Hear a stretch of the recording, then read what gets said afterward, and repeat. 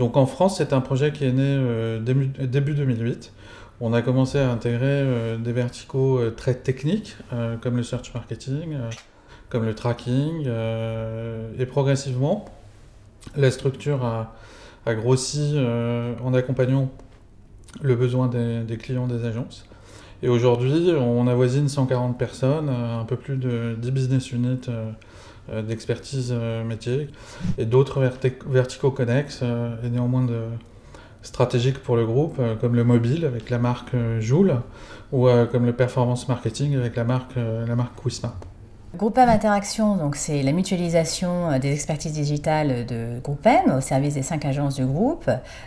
Cette mutualisation et son champ d'expertise a largement évolué au cours des dernières années.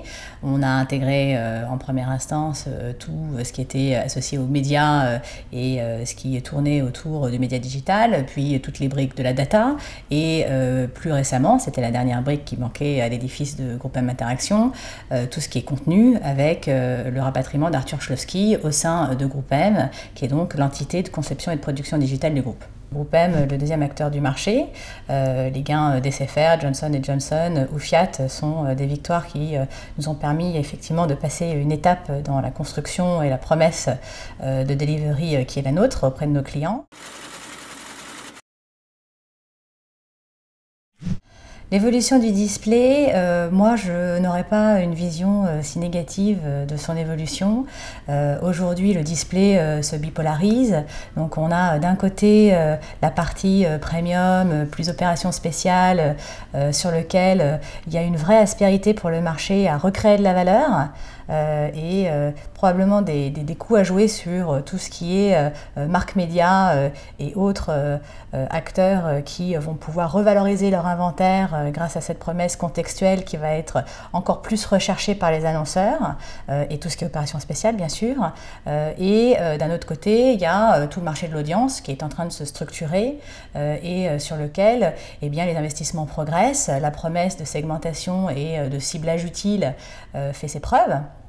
Et donc, finalement, ce marché, je ne dirais pas qu'il est en berne, je dirais plutôt qu'il est en mutation.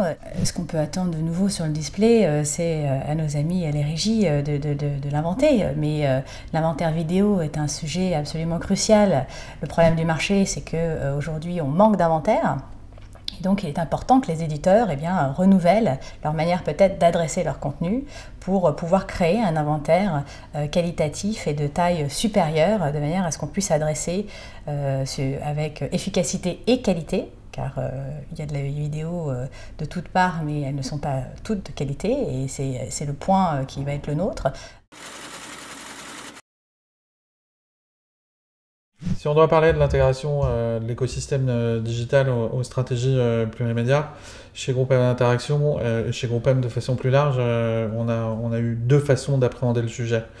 La première, c'est le travail d'évolution au sein de l'organisation qui a été effectué ces 14 derniers mois. Ça a été matérialisé récemment par notre nomination en tant que coprésident avec Alexandra Chaban, par Eke Bruno et bien sûr Dominique Granger. Là, ce qui s'est passé, c'est qu'on a fabriqué à l'intérieur de chaque expertise l'organisation qu'on espère être la plus efficiente pour répondre à notre problématique de toucher le consommateur sur ces verticaux spécifiques. Ça, c'est le modèle organisationnel. Après, de façon plus large, il y a une deuxième réponse qui est lié essentiellement à notre maîtrise de la donnée. Le sujet de l'intégration, il va être très drivé par le parcours média constaté et de moins en moins supposé du consommateur. On parle de deux choses. On parle d'une réalité admise qui est une mesure de la pression publicitaire en silo et notamment de la télévision. Et on parle d'un serpent de mer qui est lié à des usages qui sont en train de se développer extrêmement fortement dans les recommandations médias. La télévision et la consommation de vidéos sont travaillées côte à côte. J'ose pas encore parler complètement d'intégration, mais on n'en est pas loin. Et du coup, utiliser le rationnel, enfin le référent client et marché de la communication historique qu'est le GRP est une évidence. Après, la question qu'on pourrait se poser, c'est dans ce contexte-là, est-ce que un GRP Internet, c'est ça qu'on parle, est-ce qu'un GRP display a probablement la même valeur qu'un GRP de vidéo in stream. Donc aujourd'hui, on a des rationnels très clairs sur notre capacité à valoriser au travers du GRP vidéo la contribution de ces formats. Mais c'est des choses qui doivent forcément évoluer.